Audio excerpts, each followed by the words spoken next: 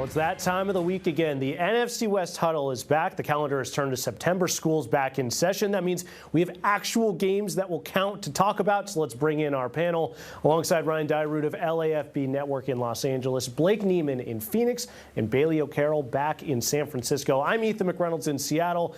Guys, as we tape this Thursday afternoon, we are just hours away from the NFL season officially starting. I cannot believe it. And then obviously all of our teams in action in just a few days on Sunday. So let's get right to our first question. How is your team looking health-wise as Week 1 approaches? And what's the main talking point around your squad this week? Blake, let's go over to you. Start with you and the Cardinals. Yes, so some disappointing injury news to start the season for the Cardinals. It kind of lingered on from training camp, but first-round pick Walter Nolan has been placed on the PUP list due to a calf injury. For Cardinal fans, they'll remember this happened similarly to their first-round pick from last year in Darius Robinson. He had a calf injury that kept him out for the first few weeks of the season. So definitely a big loss there for the Cardinals on the defensive line. And then from also injuries from training camp and back to mini camp, two of their starting corners from last season in Starling Thomas and Sean Murphy-Bunting are both going to be out this entire season due to serious knee injuries they suffered. So some replacements in the back end are going to have to step up, especially second-round pick Will Johnson. But all eyes in terms of storylines heading into Week 1, it's the Marvin Harrison Kyler Murray connection. Kyler Murray spoke to the media yesterday and talked about how his connection with Marvin Harrison Jr. is night and day from when they first drafted him fourth overall in 2024. He says that Marvin is now more amped to come up to Kyler, start conversations. If you know Marvin Harrison Jr., he's more of a reserved guy, kind of stays to himself, but has been more vocal and communicative with Kyler Murray. And Kyler Murray said that he thinks the Cardinals have the chance to be the best offense in the league. It's a bold statement, but you know the connection with Marvin Harrison Jr. is the best place to start to try and make that happen. Yeah, Blake, I'm not going to lie. If Marvin Harrison goes off this year, I will be a little bit jealous. He was my second-round pick in fantasy football last year, and shocker, I did not make the playoffs. So don't exactly want that to happen. We will wait and see how that looks in Week 1 with the Cardinals. Ryan Dyrud, LAFB Network, over to you now. Lots of questions about Matthew Stafford throughout the offseason. We're coming up to games now. What's the latest with him, and how's the rest of the injury report look for the Rams? Yeah, Ethan, well, first off, I feel like the elder statesman now, a whole new panel this week. Like, I'm like the wily vet now here on the NFC West Huddle. But, you know, all the talk, we've talked about it ad nauseum, even on this show, has been about Matthew Stafford, his back. We've talked about Alaric Jackson, and as he's coming back from blood clots at the left tackle position. As of this taping, there are 0 players on the Rams injury report heading into the year. So they have a full bill, or a clean bill of health, I should say. All the momentum right now. Obviously, the big question will be how Matthew Stafford's back reacts when he takes that first hit. Hasn't been touched in training camp, probably hasn't been breathed on in training camp, but he has been a full go the past 2 weeks, and all indications are looks great. No limitations, can make all the throws, everything that Sean McVay loves to say about his quarterback, he has said. Alaric Jackson also has been fully participating in practice at the middle of this week, I believe starting on Wednesday, so has had some contact finally. Obviously, when you're coming back from blood clots, you're on blood thinners, so it's the big thing of how your body reacts to having contact and whatnot. So he is, as of now, expected to start at left tackle as well. If things progress differently, obviously DJ Humphries then will slide into the left tackle position. But for now, everything's looking good for the Rams, fully healthy. The big question will be how the back and the blood clots react once you start actually hitting with big bodies on Sunday. But looking good so far. Yeah, Ryan Dyrud, suddenly the NFC West Huddle vet. Been loving to have you. Looking forward to talking football with you all year. Bailey, let's go over to you. Welcome back to the Huddle. It's been a while since we've seen you. Injuries were the story of the Niners season last year. How are you guys looking heading into Week 1? I was going to say injuries is a word I am so familiar with saying. I feel like on this podcast or the show, too, just because of last season. And as you mentioned, that was the storyline. That's really all I talked about. Anybody who talked about the 49ers talked about last season. Really fast, I do have to make one quick comment about Kyler Murray saying that he thinks Arizona could have the best offense this season. he is my fantasy quarterback this year, so I would love if that happened, if he somehow is able to make that happen. So knock on wood, fingers crossed for my fantasy team's sake that actually comes to fruition. Now to the task at hand, though, the San Francisco 49ers. It's like when we talk about March Madness, teams that get hot at the right time, teams that are able to be healthy at the right time. That is what is happening for the San Francisco 49ers team. The big storyline, wide receiver Juwan Jennings, who went out with a calf injury during training camp on July 27th. We didn't see him back out on the training camp field, the practice field, for the rest of training camp. We didn't see him until Monday. Now, some people thought that his injury maybe wasn't as bad as he made it seem, that he was maybe holding out because of a contract dispute. He wanted more money because he really slid into that wide receiver 1 role for the 49ers last season when Brandon Ayuk went down, and he will basically start that season, this season, in that same role. But he is healthy. Kyle Shanahan yesterday, the Niners head coach, saying that it is likely that Jennings will be a go come their Week 1 matchup in Seattle, which kind of leads me into another topic I'll touch more on a little later, likely. But the Niners play 3 divisional opponents in the first 5 weeks, so they don't really have time to shake off the rust slowly. They've got to jump right into it, and that is why it is so important that they are all getting healthy at this right time heading into Week 1. Yeah, an all-important game over here in Seattle for the Seahawks, and we'll get into the matchup later, as Bailey mentioned. Things looking pretty clean on the injury front. Standout rookie wideout Torrey Horton was a full participant in practice on Wednesday after missing the 3rd preseason game, and over a week of practice after leaving that 2nd preseason game early. The one concern, Uchenna Nwosu, edge rusher, he's working his way back from off-season knee surgery. He was limited on Wednesday. Mike McDonald not really providing any additional information at his weekly pressure, so he's definitely a question mark heading into the weekend. Wouldn't be surprised if he missed that game in Week 1, hopefully back in Week 2 if he's not able to go this weekend. As for the biggest storyline of the week so far, it's been about restoring the Seahawks' once feared home field advantage from 2012 to 2019. This is a stat from ESPN's Brady Henderson. The Seahawks had a .750 winning percentage at home, good for 2nd best in the league. But over the last 4 seasons, it has not been that at all. They are tied for 20th with a record below 500, which is crazy to say when you think about the Seattle Seahawks and what they used to be with their home field advantage. And they finished last season just 3-6 at home. Mike McDonald says it's an emphasis this year protecting home turf. He talked about needing to start faster at home than they did last season in his first year as head coach. And one change he mentioned was switching up his team's pregame routine, among a couple of other things. We're going to see how those adjustments play out on Sunday in what Bailey said. It is a crucial divisional matchup with the 49ers at Lumen Field. All right, let's go to our second topic. What is something intriguing that you're most looking forward to seeing from your team this weekend with the games actually counting? Is it a specific player? Is it a new scheme? Maybe a rookie in a big role, new player on the roster? Ryan, you're first. What do you got for us? Yeah, really excited to see how this running game shapes out. Obviously, Kyren Williams just given the big 3-year extension, and he's ecstatic, talking about, his mama's not going to have to ever work again, and obviously he's been the workhorse in this backfield.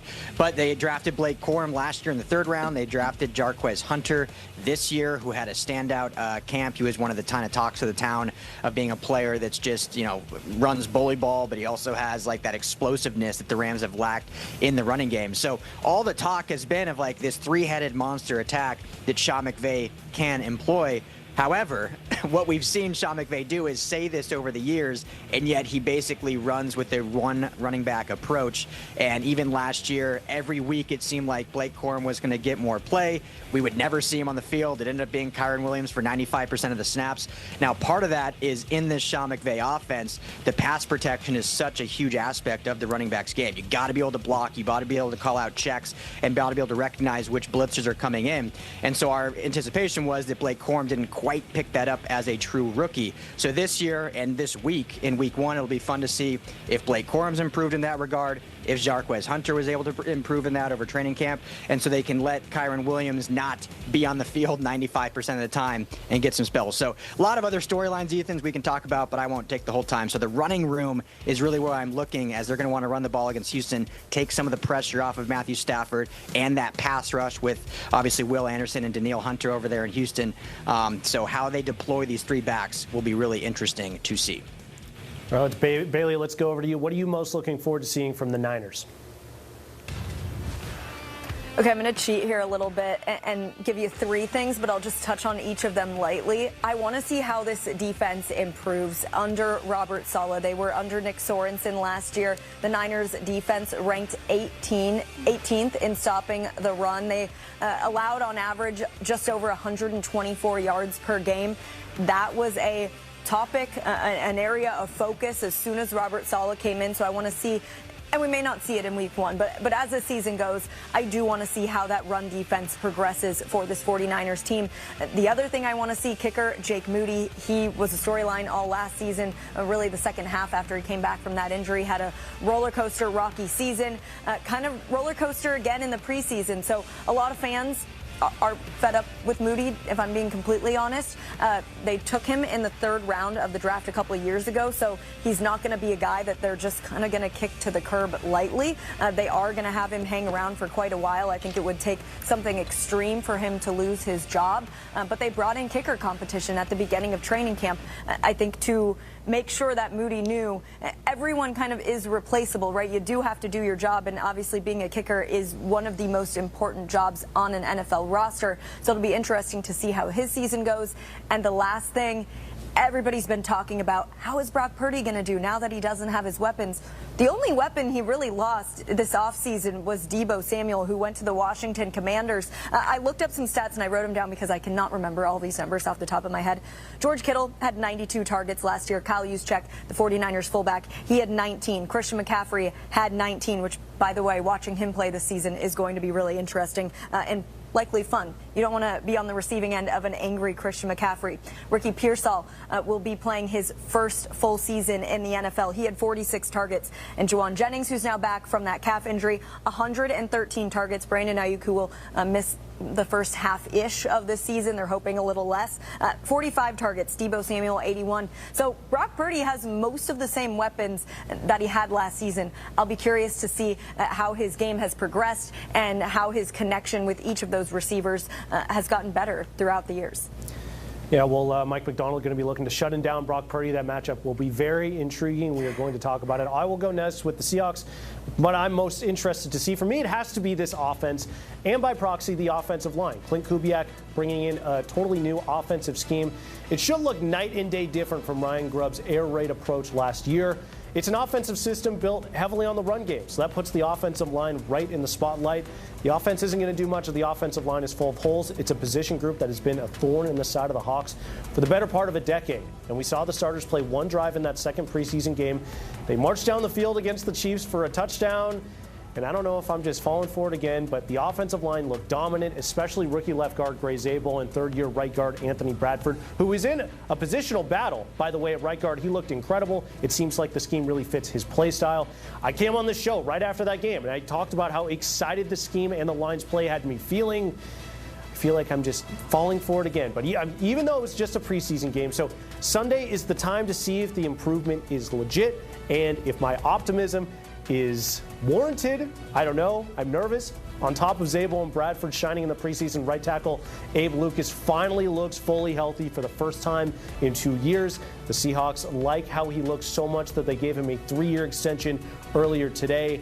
That bodes well for how his health is actually feeling, and more so than how we can just interpret by our observations. So having him healthy on the right side of the line should be a game changer. So I'm very anxious to see how they do against Nick Bosa and that Niners defense. Blake, let's go over to you now with the Cardinals. What are you most looking forward to from your team in Week 1?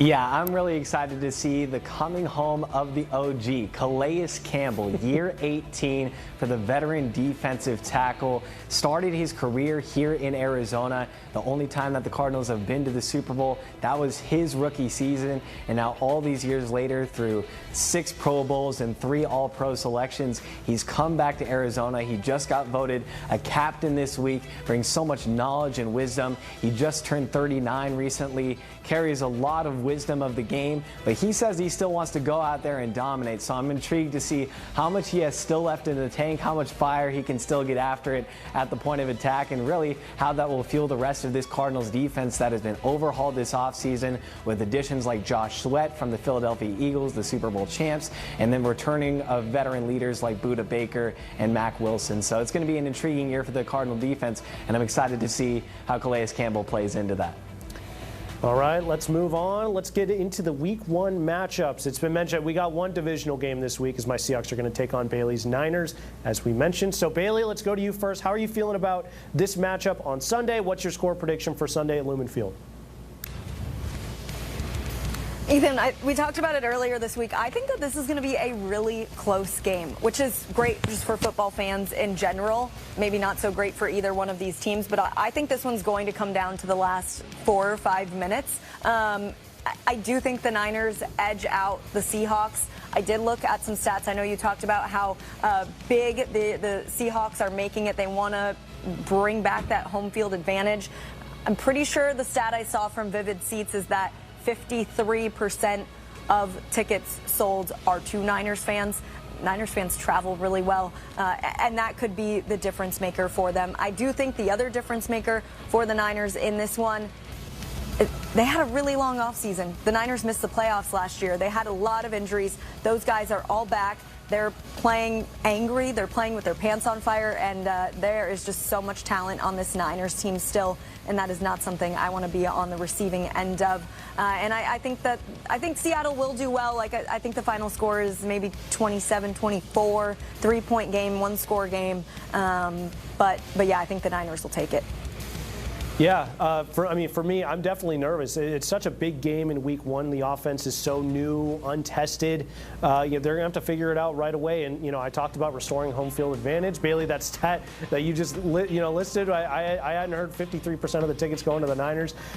So it's going to be interesting. The Hawks are trying to combat that with fans selling season tickets to road fans. So, we're going to see what the atmosphere looks like at Lumen Field, but that's definitely an emphasis for this coaching staff.